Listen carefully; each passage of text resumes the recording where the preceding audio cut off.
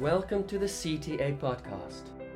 Join us as we critically examine the ideological capture of the psychotherapy field. Here we discuss better, common humanity proposals for a fairer society. Our discussions are thought-provoking, and our guests are from diverse backgrounds, bringing unique perspectives to the table. This is the CTA podcast with your hosts, Jaco van Zyl and Christine Siefen.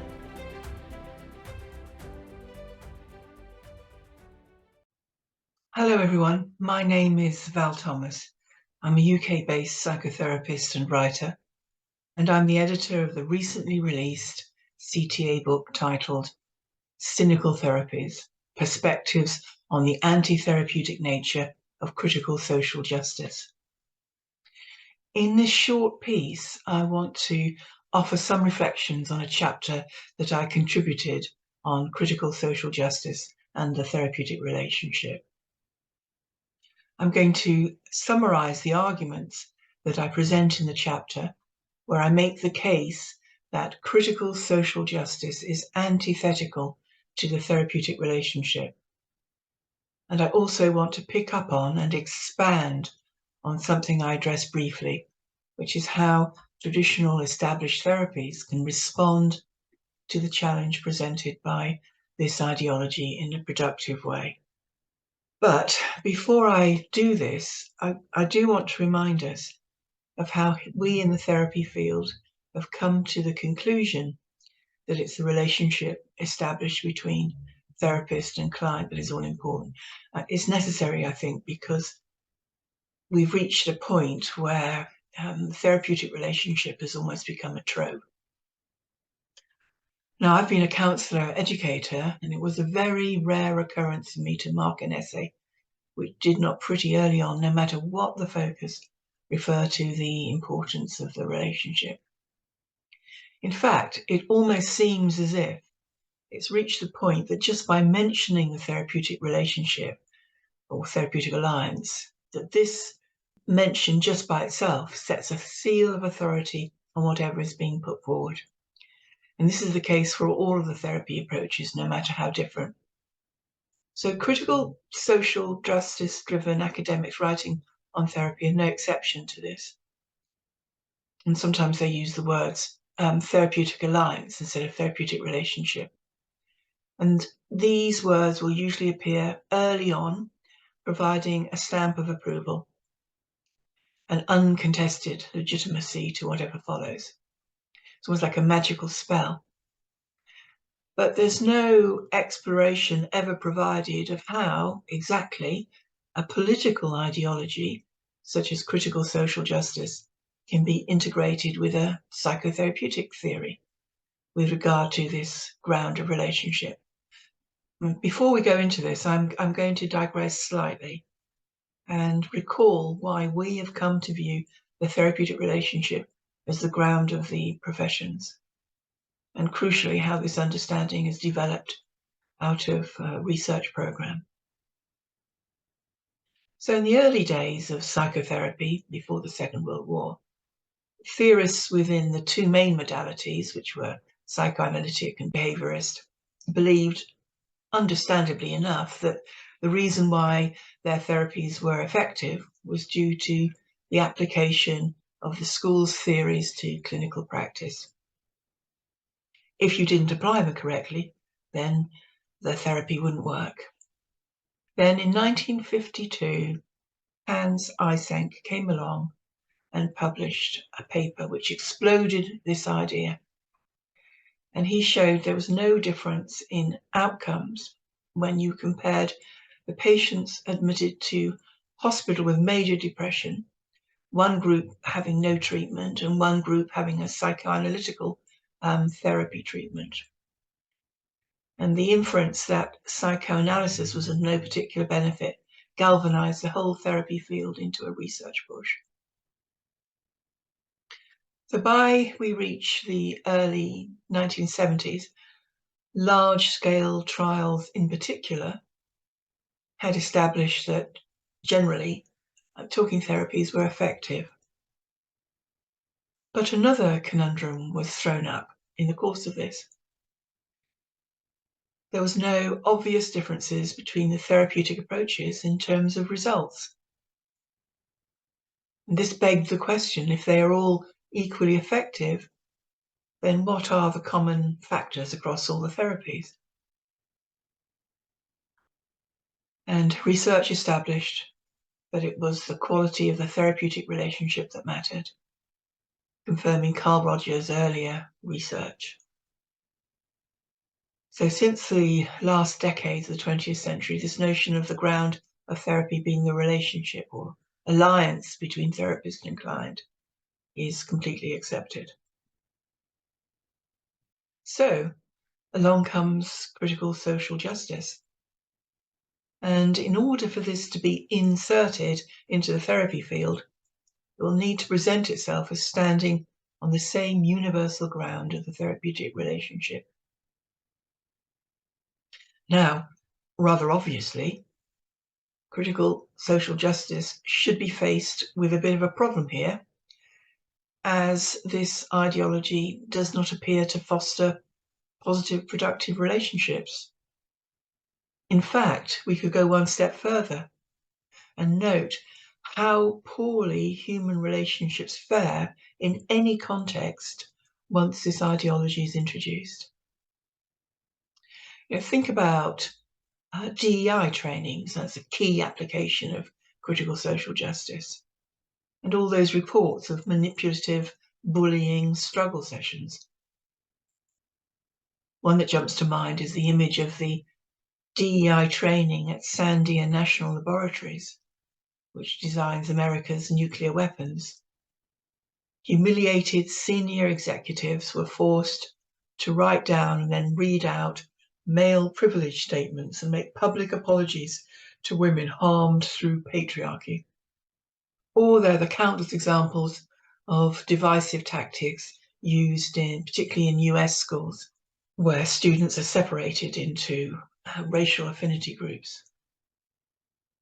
In fact, critical social justice could be characterized as anti-relational.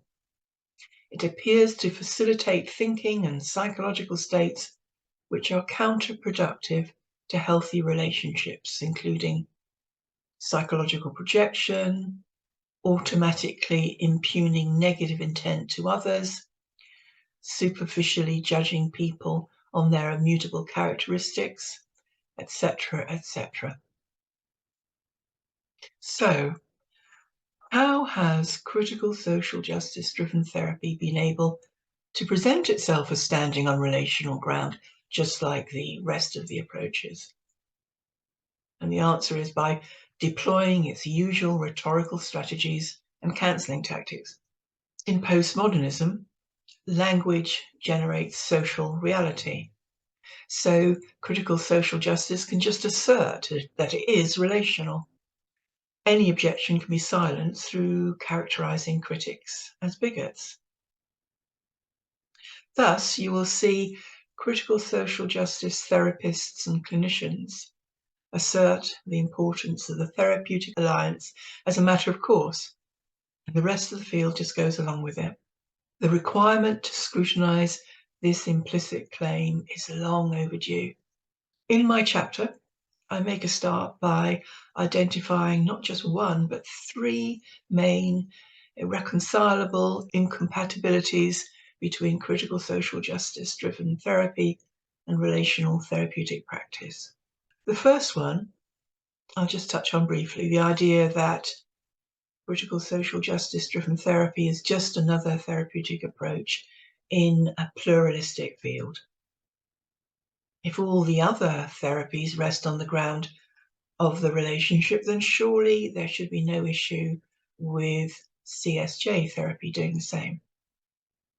But this argument doesn't work because critical social justice is not different in degree, but instead is fundamentally different due to its worldview. And I explain this through recourse to hermeneutics, this being a fancy term for the interpretive frame used to make sense of the world.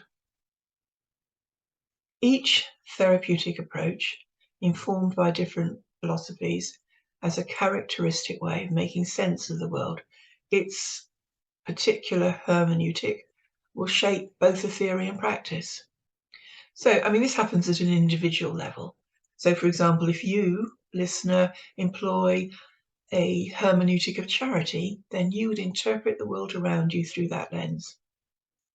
You'll give people the benefit of the doubt, for example, and you wouldn't subscribe to notions of microaggressions. I'm sure, listener, that you can instantly summon up family members or colleagues who employ very different hermeneutics, more uncharitable ones. So each of the main therapeutic schools has a particular interpretive frame, and this shapes how the school views the therapeutic relationship. For example, the psychodynamic school employs a hermeneutic of suspicion. Nothing is what it appears to be on the surface. So the therapeutic relationship becomes a vehicle for disclosing what is hidden or unconscious. Another example would be the humanistic existential school, which employs a hermeneutic of authenticity. Everything is an attempt to get as close as possible to the real experience. So the therapeutic relationship is the vehicle for increasing authentic, real engagement with the other person and the self. And I explain this in more detail in the chapter. So critical social justice will also have a way of making sense of the world. And it reads everything through the lens of power. Who has it? Who doesn't have it? The oppressor and the oppressed. So in its case, it's the hermeneutic of oppression. Everything is interpreted through this lens. And the therapeutic relationship can be no exception. The relationship between the therapist and the client will be seen as an interaction between oppressor and oppressed identities. Now, if a relationship is purely based on power relations, as in this case, there's no space for any other kind of relating or connection. So this is a very limited and reductive view of relationship. But of course, there's more freighted onto this view of relationship that distinguishes critical social justice-driven therapy from the other approaches. This ideology is not informed by modernity, with its focus on the individual. Instead, it has a collective worldview. It is postmodern. It doesn't arise out of the philosophical traditions that inform the main traditional therapy approaches. So, even more significantly, the client-therapist relationship is not between two unique individuals, but between two avatars of group identities, or more usually, intersected identities. So the nature of the relationship between therapist and client is already predetermined by their already existing identities.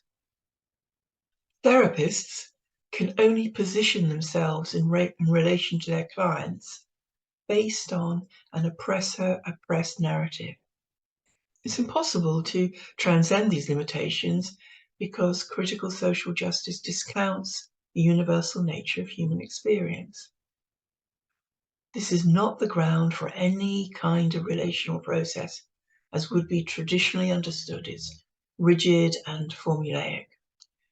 And if that weren't bad enough, we come to the third and final factor that prevents any claims that this CSJ-driven approach can make that it uses relationship for therapeutic purposes.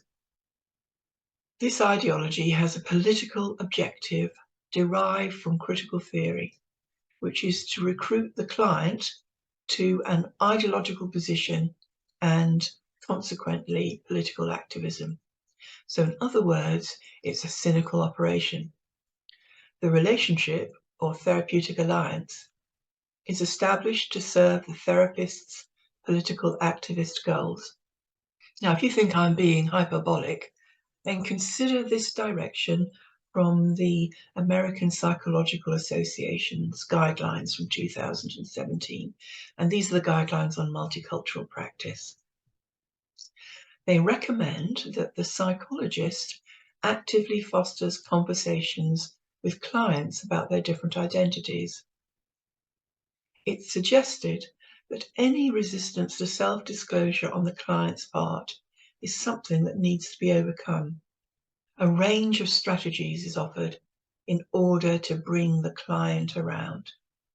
This is a direct quote, such as clinician authenticity, tone, spontaneity, and patience with stumbling, the client's stumbling. End of quote. Note that no possibility is allowed for any legitimate objection to engaging in this mutual disclosure of identities. So we can see here that manipulative techniques are being recommended in order to get the client to comply with the therapist's agenda. All in all, critical social justice-driven therapy represents a complete betrayal of the relational ethos of therapy. It doesn't stand on the same ground as the other therapeutic approaches. It is, as I said before, a cynical operation. Okay, now I want to do a 180-degree pivot and say something about how the therapy field can respond positively to this challenge. See, the reality is that critical social justice is exploiting a flaw in traditional therapies, or maybe better understood as an underdeveloped aspect. And this aspect is the collective, contextual, social dimension of relating. And I refer to this gap in the introductory chapter, which attempts to answer the question as to why the therapy field has allowed itself to be taken over by a political ideology. So, absolutely, there are very good reasons for traditional therapies to call out the anti-relational nature of critical social justice and, importantly, erect strong defences against it. But it's equally important not to get trapped into a fixed oppositional stance. In the first section of this book, my colleagues write about the ways in which theory and concepts developed within social psychology and psychotherapy can be usefully applied in order to critique critical social justice. But we can also draw on these concepts to help us think about the therapy field itself. The psychodynamic concept of splitting warns us against falling into the trap of a reductive good, bad, right, wrong position. Jungian ideas about the shadow, and that's the unintegrated and unconscious opposite to what is being consciously proclaimed. We need to take these ideas seriously. Is there a possibility that this anti-relational authoritarian ideology is a manifestation of the shadow of the conscious relational ethos of therapy? So what is this message that critical social justice is delivering? Maybe an important message is, how can traditional therapies expand theory and practice in a way that incorporates these collective dimensions of the self more productively? So in this chapter, I end by considering how the collective intercultural dimensions of relating can be more fully integrated into therapy practice, not by becoming the main focus, as in critical social justice, and thus reductive and narrow, but in a much more balanced, realistic, and non-ideological way. The collective, cultural, contextual dimensions of relating operate in all relationships and have the potential to come to the foreground or recede to the background. I mean, think about your own relationships. There'll be points in relating to another human being when cultural differences, I mean, the widest possible sense here, I mean, sex, gender, ethnicity, sexuality, etc., these cultural differences impinge. So in my chapter, I identify one particular starting point for this endeavour, and that is Petruska Clarkson's 5 relationship framework. And this was developed as a response to attempt to develop integrative therapy approaches which could incorporate the different views of the therapeutic relationship. Her framework postulates 5 different types of relationships that operate in therapy, and it models the ever-changing, fluid way in which different types of relationship come to the fore dependent on need. I don't have the space to talk about this in any detail. It's laid out in the chapter. But we can see how this translates into our everyday, ever-changing relationships with people close to us. Think about it. One moment we are collaborating on a task together, and Clarkson calls this the adult-to-adult relationship.